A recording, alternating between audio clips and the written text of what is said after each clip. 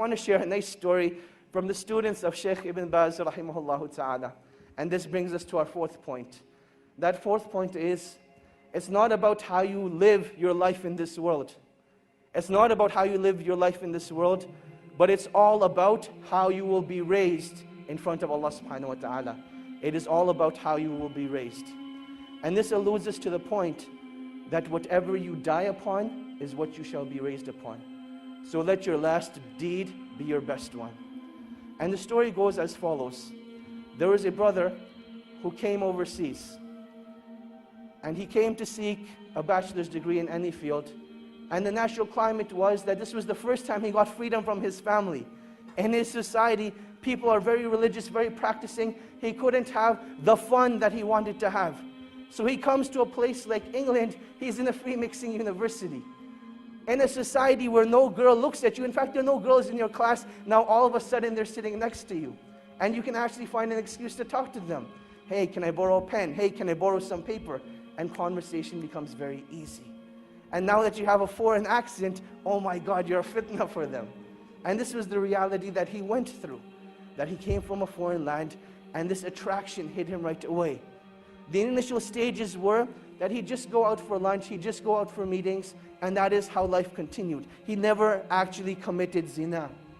One day though, he went to a party, and he committed zina. Out of, pure emotion.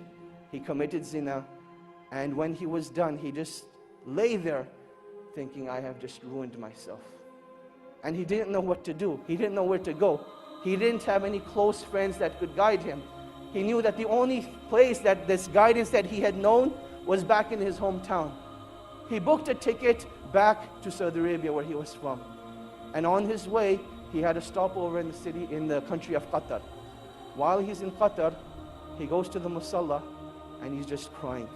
And you'll see that this is one of the most awkward situations that you'll have. You can think about when you're with people and there's this awkward silence, and it's really weird. What do you do in that situation? What becomes even more awkward is when you see a grown man crying like a baby. He's crying like a baby. What do you do in that situation? One of the students of Shaykh Ibn Baz rahimahullah, he saw this man. And he goes up to this man and says, oh man, why are you crying? What's wrong? And he explains to him the situation, that I committed zina and I've destroyed myself.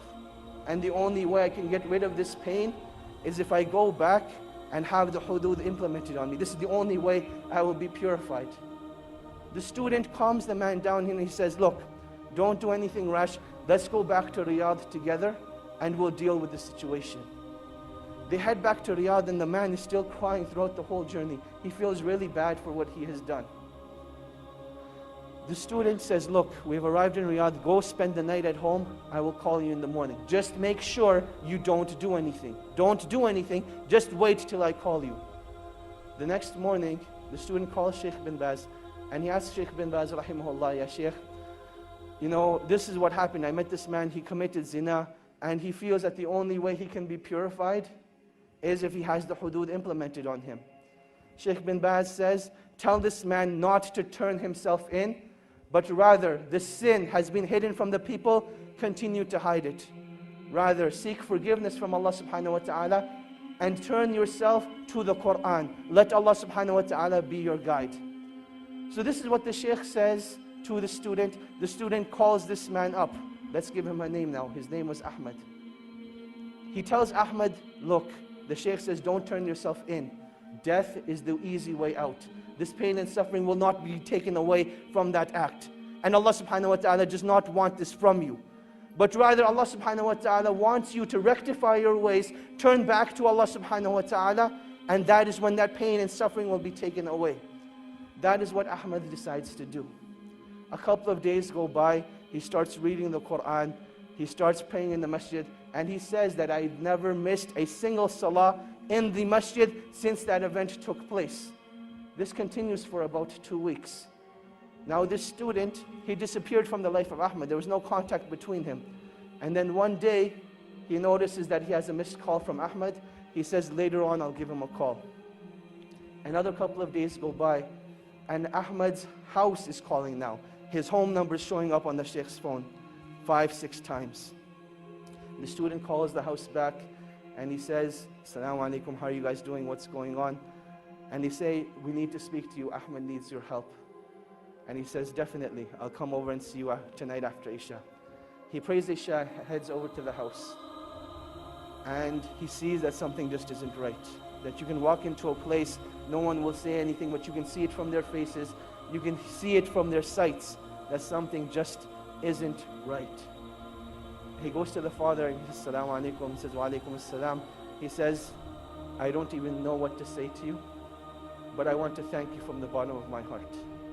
Because I know if it hadn't been for you, this wouldn't have happened."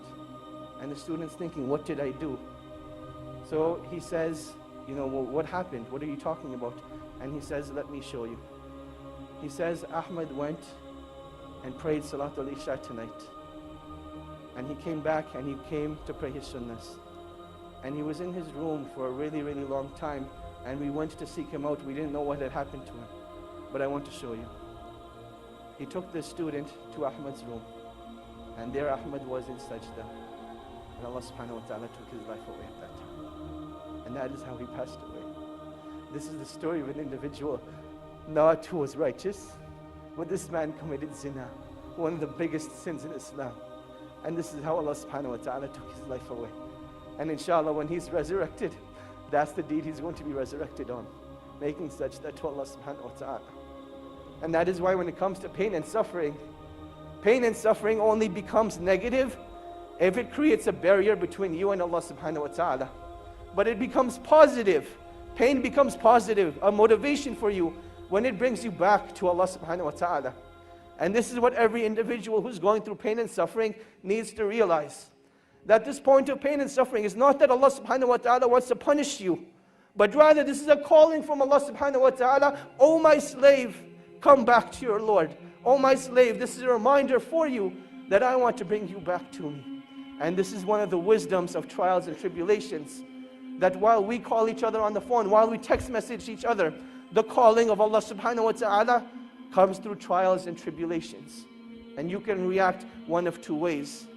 Either you can deal with the pain at that moment and decide to get closer to Allah subhanahu wa ta'ala. Or you can decide to just restrict that pain to yourself, not do anything about it, and then you'll see what it does to your deen. And this is the last stage of the cycle of isolation. That once you're isolated, you will see that eventually your deen starts to disappear. The content of your salah, the khushu in your salah, it disappears. Your ability to recite the Quran is no longer there. Your ability to fast during the day, it gets taken away. What did you do differently? What you did differently was you gave yourself into shaitan. And shaitan's promise is that he will lead you astray. He will lead you away from the path of Allah subhanahu wa ta'ala. So in times of trials and tribulation, you need to seek out the believers. You need to seek out the righteous and let them be your guide and help to Allah subhanahu wa ta'ala.